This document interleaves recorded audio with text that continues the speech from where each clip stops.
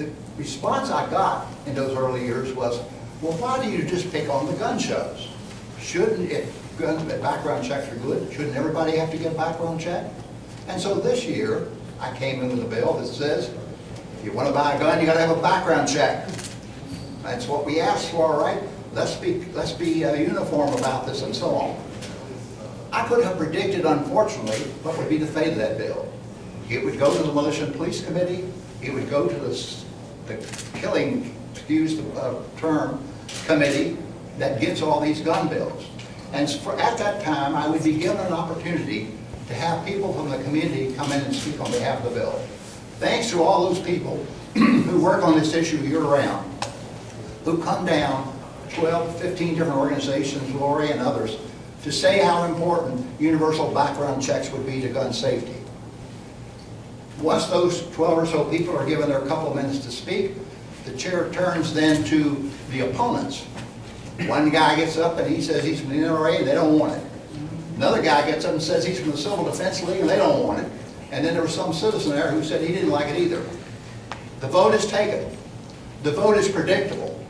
4-2. It used to be 3-2. Now it's 4-2 with our new committee structure. But the thing being is, we haven't listened to the problem that people in the community are recognizing. My only hope and prayer is now that as the young people carry the message will get through. I personally am embarrassed. I'm embarrassed to go home to say to my constituents, once again, we didn't take up such a fundamentally important issue, but be assured that we're going to stay at it. Thank you.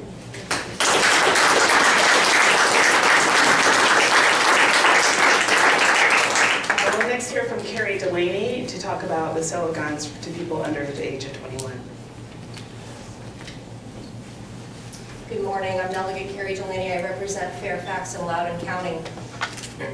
On February 14th, my heart sunk again. Hearing about the merciless slaying of 17 people in Parkland by another young man broke my heart. As a mom of 2 young children, I take my kids to school every day. I wave goodbye. I say I love you. But there's always that nagging thought in the back of my head that they may not come back home. That is the reality that I and other parents face on a daily basis. And when you listen to the voices today of our nation's children, children who have now risen as advocates and are carrying this issue, allowing it to finally gain traction, we need to follow their lead. We need to recognize that there are sensible and practical solutions which can tackle this danger, such as increasing the age to purchase assault weapons in the Commonwealth from 18 to 21. We require a person to be 21 years of age to purchase a handgun. Yet an individual who is seen as too young to purchase a handgun can gain access to an assault weapon, like an AR-15, which can wreak mass havoc on the victims of their choosing. This is senseless. My colleagues and I are standing here before you, not asking to place a ban on guns, not asking to strike our Second Amendment rights. We are asking our House colleagues to support legislation which has bipartisan support nationwide. We are asking to pass legislation that holds weapons that can shoot dozens of rounds of ammo per minute to the same standards as the weapons you can conceal. This change is sensible, obtainable, and practical. It is needed. Putting people before politics is at the heart of my service, and I ask that my colleagues from both sides of the aisle do the same. We have real-world solutions at our fingertips, and we should implement them now. Thank you.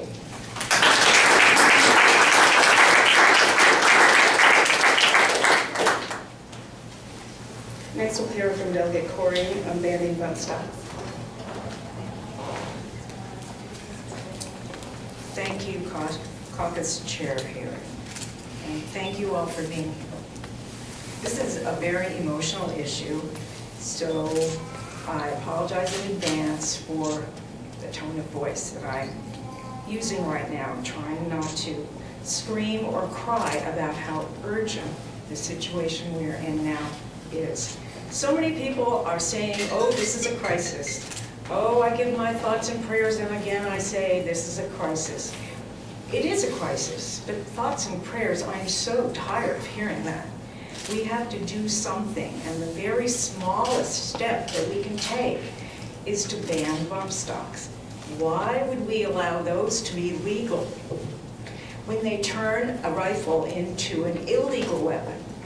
We do not allow assault weapons to be purchased in Virginia, but we do allow ways to make them more powerful and be able to kill as many people as if it were a war, and in a way, it is a war. I am working with Secretary of Public Safety, Brian Moran. I filed a bill, HB 819, to ban bump stocks. And as my colleague Delegate Plum said, that bill went to that same subcommittee of militia, public safety, militia, police, and public safety. And they listened to some citizens, and they listened to the gun lobby. And then the subcommittee voted to do exactly as the gun lobby told them to do. It was another reminder of the situation we're in here in this General Assembly. And unfortunately, gun safety is a political issue, is a partisan issue, and it shouldn't be. Our neighbors, our friends, our families, our children deserve better. If we can't even ban bump stocks, what can we do? Thank you.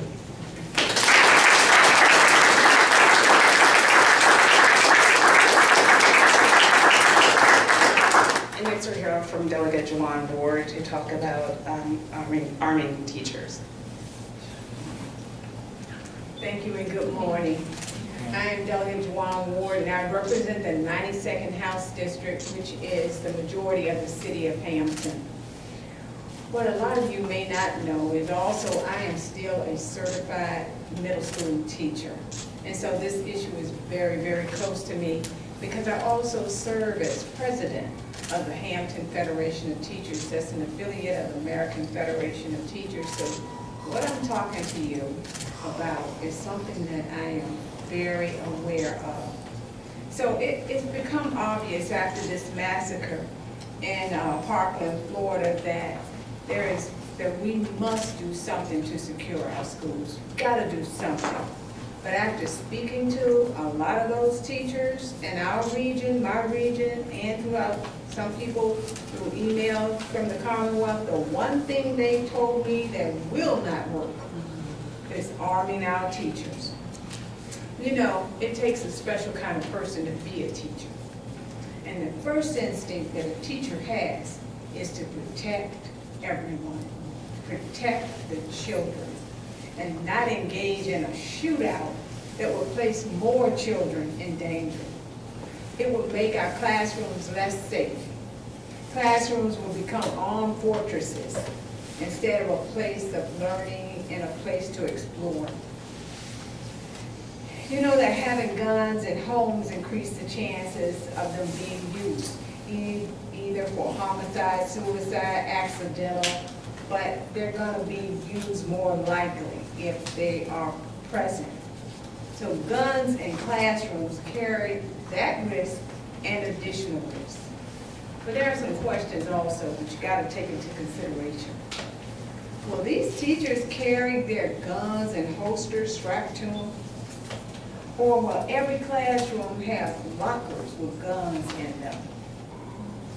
Then will the teachers be held accountable for any actions that they take, whether justified or not?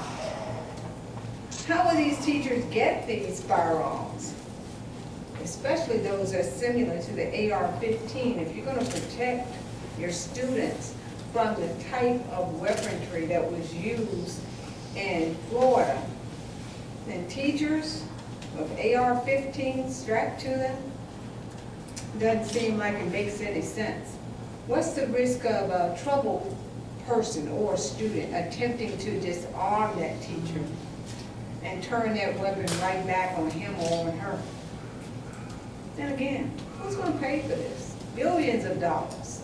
It's gonna take to purchase the guns, the ammunition, to pay for training, especially at a time when schools are terribly underfunded right now. We got schools that are still looking for school nurses, they need more guidance counselors, they need more resource officers, and there are hundreds of other needs of schools. But we're gonna use this to arm all teachers. These are just a few of the questions that I asked, but the main thing, we've got to answer these questions before we ever think of arming teachers. Thank you.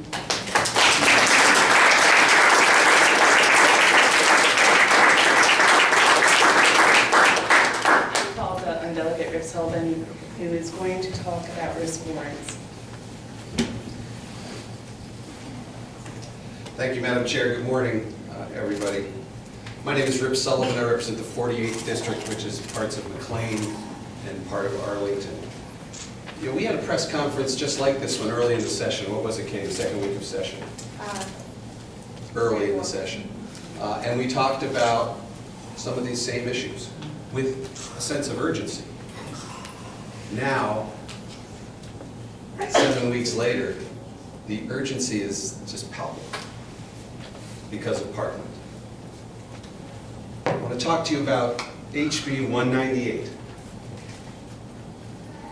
It would allow friends and family who were concerned about a member of their family, for one reason or another, whether he or she might become violent and harm either themselves or others. It would allow law enforcement, after talking with friends and family, to go to a judge, plenty of due process here, to go to a judge and seek a risk warrant. What that risk warrant would enable law enforcement to do would be to take from this troubled person the weapons he or she had in their possession. As I said, lots and lots of due process. There's something built into the law that would then allow that person to go to court and try to get their gun back. I talked about this bill at the beginning of session and introduced it before session even began. Ken and Kay talked about the fate of their bills, that they went to what we all know to be the committee or subcommittee to which gun bills go to die. HB 198 never even got a hearing. No witnesses, Ken, no people coming in to talk about this important bill, never even got a hearing.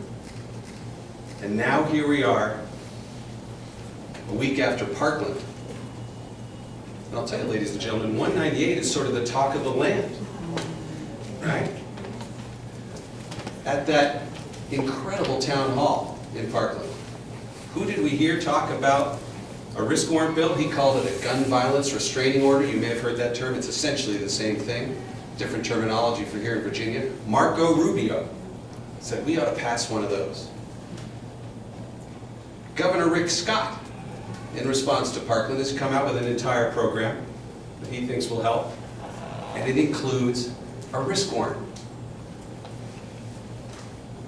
The National Review, not usually a big fan of mine, ran an article recently by David French backing the GVRO concept as being consistent with conservative values and consistent with the Second Amendment because it preserves due process.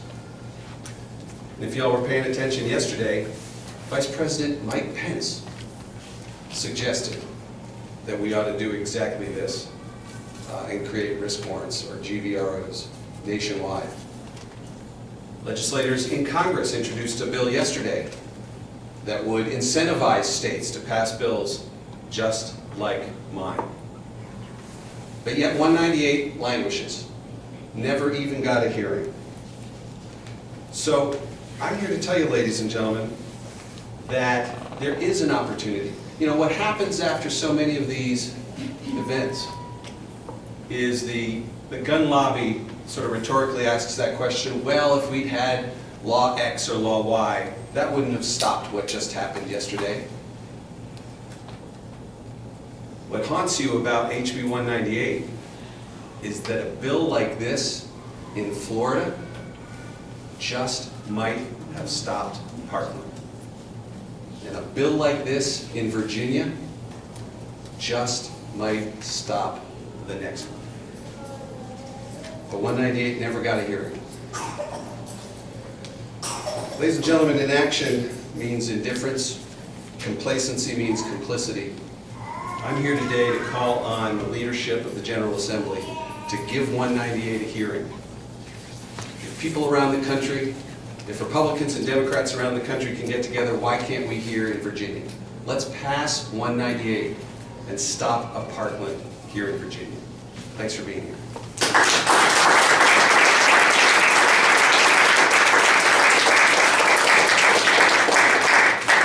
Now I call on Delegate Eileen Delacour, who's been a long-time advocate for gun safety. To close this out.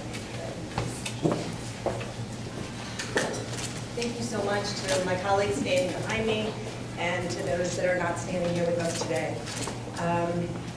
Your commitment to keep Virginia safe and Virginians safe is admirable. And I thank you for all your efforts thus far, and we're here to tell you all that we're not going to go away. We're here to stay. In closing, today, I believe we're all motivated by the actions of the Parkland students and the groundswell of activism that their voices have inspired. We're all reading about them, we're all watching them in town hall meetings, listening to them in interviews, and we're all so impressed with their bravery and their oratory skills, their ability to communicate to all of us what we all have known for a while. With 9 days left for us on the calendar for a session, it's incumbent upon all of us as legislators to act. We must do something to curb gun violence, and I know we can. The bravery of these teenagers reminds me, and all of us, I think, of what we saw from the Virginia Tech parents and those survivors. They're still fighting for reform today. They were moved to activism to ensure that no other student, no other relative, no other parent would have to endure the pain and the suffering and the trauma that they did. As I mentioned in my remarks yesterday on the floor of the House, I, like thousands of others, have had a loved one in an active shooter situation. I remember the bone-chilling fear and despair that I felt when my own sister told me of one of her coworkers entering her workplace and with an assault weapon, murdering her colleagues. My sister hid under her desk to escape fear and danger. I'm thankful every day that she is still with us. Regrettably, like tragedies, the ones we've seen in Parkland, like the ones we've seen in Orlando, Las Vegas, Sandy Hook, Virginia Tech, they've become even more prevalent. The crisis, as you've heard described, it is a crisis. It's getting worse every single day. We want it to be known where this caucus stands and call to our colleagues on the other side to work with us to propose plans that will help prevent another series of tragedies, because I know we can. I am heartened to see, and you've heard some of my colleagues mention, that Republican leaders in other states are beginning to have serious conversations about these ideas, about these concepts, about these bills. And we hope our colleagues in the Commonwealth will join them. And as I said, we still have 9 days left. It's not too late. We've come together on so many issues this session, as you all have known and reported on and been reading about, and I know there's more to come. We're finding solutions on health care, on the opioid crisis, criminal justice reform. Why can't we come together on gun violence, gun safety legislation as well? It's time to have a rational and reasonable conversation about gun safety now. To my colleagues across the aisle, we are ready and willing to work with you. And just as I said yesterday on the floor, it doesn't matter necessarily who's at the table.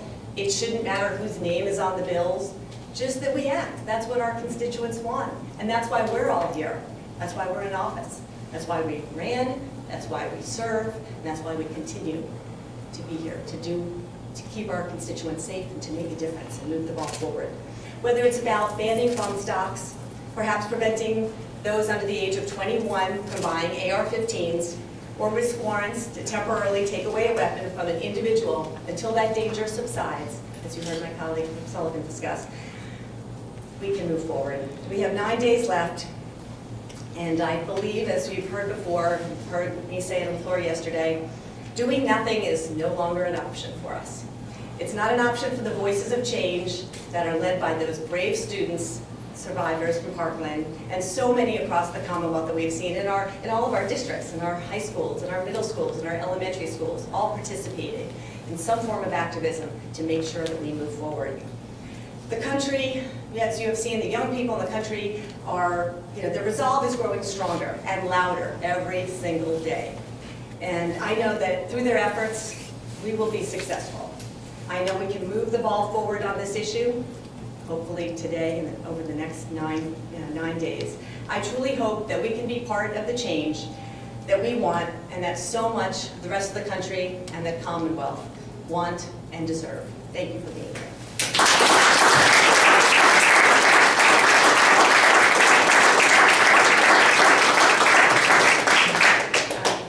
Thank you, everyone. If there are any questions? Sorry. Can anyone speak to how you would move legislation this late in the session? Yeah, well, there's one set of rules that we can follow that would be very easy, and that would be the Speaker refer the bill to the Rules Committee, and actually some of the bills went to the Rules Committee, including my own, before it got re-referred. In the Rules Committee, there's a provision that you can report a bill to the floor without a recommendation. That's really what ought to happen. We ought to all be able to have a chance to have a say in this. That rule is existent, it's seldom used, but it could be used, and there's a time of crisis now and strong public opinion. This is the time to do that. Send a bill to the Rules Committee, send it to the floor, let's all have a vote on this. And there's nothing you could just cut and paste that would be germane, because there's no gun legislation. I mean, if there's something that's already on the floor, there's nothing that's germane. Not really. Rick's bill, put Rick's bill on the floor. Put HB 188, put the rules and put it on the floor. That was the question? my main question, but can I get anybody's reaction to the move that Dick's and Walmart has literally done on their own to raise the gun purchasing to 21? Would anybody like to comment on that? I will just say, and I'm sure some other people like to speak. I think that, clearly they understand that there's a problem, and they certainly don't want to be a contributor to the issue. And I think they're hearing the voices, as Eileen said, of the children who are saying enough is enough, and we need responsible actors in our society. And I think it was a responsible move on their part. Where is the governor on this? Is there a role for him, and is he doing anything to put pressure on the Republicans? I can't speak for the governor's office, but I know that the other side of the aisle, the Republicans have expressed an unwillingness to move on this issue. They either express unwillingness by not even doing a hearing to Rip's bill, killing the other bills so willingly and not allowing things to get to the floor, and there are statements that have been made by members of the other side of the aisle that any movement will somehow infringe upon the Second Amendment. And so they are the reason that we are stuck. I'm sure I would expect that the governor would be very happy to do something, but they're not coming to the table. Any other questions from members of the press? How likely are we to see a assault weapons ban in Virginia's future, do you guys believe? The question, I just want to make sure I understand, how long will it be? No, how likely do you think it is that we'll have an assault weapons ban in Virginia? Somewhere in the future. Well, I think there are stronger chances that the makeup of these chambers here is different. I think that can certainly happen. But, it doesn't have to wait till, the end of next year's elections. We can start, like Eileen said, we can start now. It's not too late to get together right now and let's do it. Dwight? President Trump said that he would sign a bump stock executive order to ban them.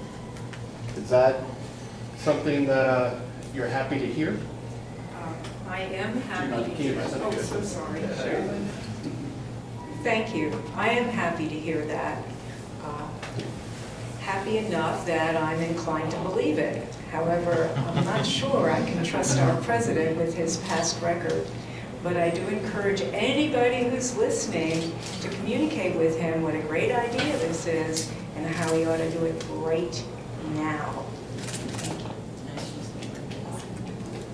A lot of the statistics show that people age out of crime around 25. So how effective do you think raising the gun age to 21 to buy assault weapons will be?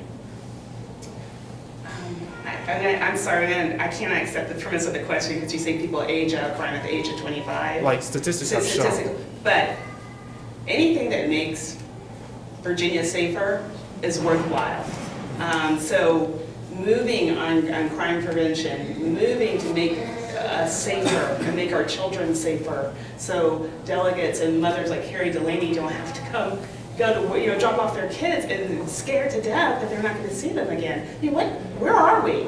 I mean, this is not where we need to be as a country. We do not need to get phone calls like my office has gotten a call from a mother crying, afraid to take her daughter to school. That's not where we need to be. And our children don't need to be scared. They need to be comforted in school. They need to be able to learn and not worried about whether somebody in the hallway is going to fire around. So any step, and any whatever statistics, the reality is that it's affecting every Virginian in some way or another, and we've got to move. I'm sorry, One more time? one last question, I'm sorry. Each of you in your districts, y'all can just all say yes or raise your hands. Are you going to encourage students in your districts to do the walkout? They've already done it. Get out of our hands. These kids have taken it over. So they don't need any encouragement from us. They're encouraging us to go. That's right.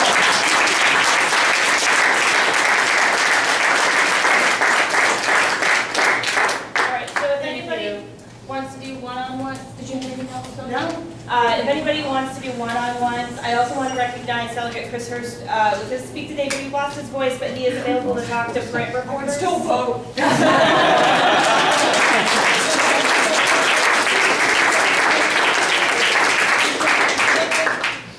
But he is available to talk to print reporters, so if you'd like a one-on-one with any of our speakers, please let me know or grab them. Thank you. Thank you.